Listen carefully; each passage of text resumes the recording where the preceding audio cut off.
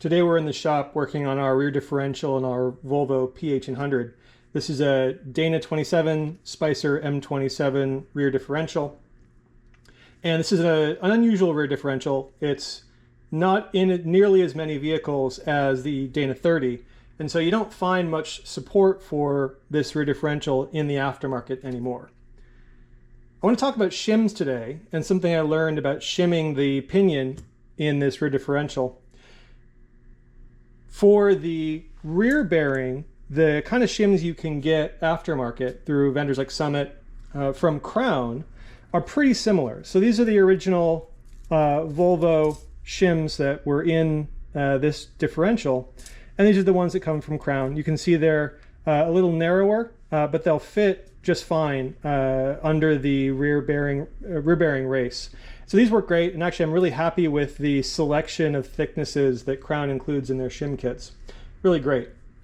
The challenge for me came in when I tried to fit the forward bearing on the pinion. So here's our rear bearing, here's where our forward bearing goes, and on this kind of a setup where you're shimming for the forward bearing to set the preload for the bearings for the pinion is right before the forward bearing itself. So you'll put a shim right here, then this guy goes on, and here's your flange. Tighten this down with the nut, and that's how you set your preload.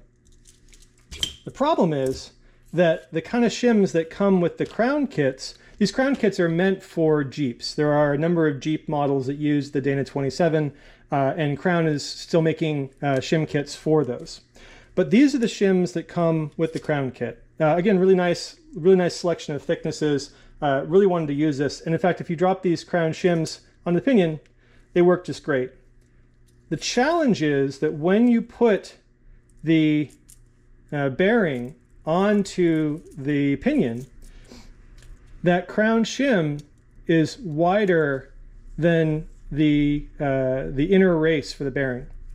And so what's going to happen is because the cage is actually proud of the inner race, when this gets torqued down, you're going to not only distort the shim, but you're going to rub that shim against the cage. I guess you could run it that way, especially if the shims were thin, but I wouldn't. I think you're going to have problems with that. You're going to abrade some metal there. You're really not going to want to run with that kind of a setup. The only way I was able to find shims that worked with this Volvo version of this differential was to get them directly from Volvo through one of the legacy suppliers. These are actually hard to come by. They don't sell them in all that many widths anymore. I don't know if they're even being made anymore.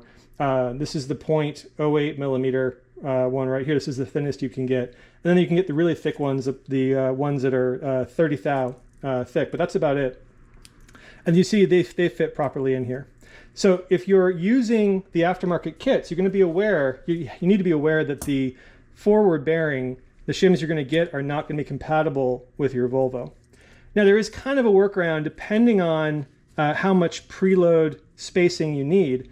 If you have enough room to do this, you can take one of those 30 thou shims and drop it on, and then that will actually clear the cage. So if you need to add more space than that, you can kind of get away with it, because you can take your shim stack, drop it in here, and then drop in your thick OEM shim, and that'll give you just enough clearance to clear on that pinion. But you're really kind of playing with fire there. You can see that I'm kind of clearing it. I am clearing it, in fact, but just barely. I wouldn't be super happy with this unless I had a fair amount of room to put in there. And in this particular differential, I've got almost no shims in it. It needs almost no shims to set the right pinion height. So I'm SOL using that approach. Your mileage may vary, but this is a good one to know about working on these older Volvo versions of the Dana 27 Spicer M27 differential.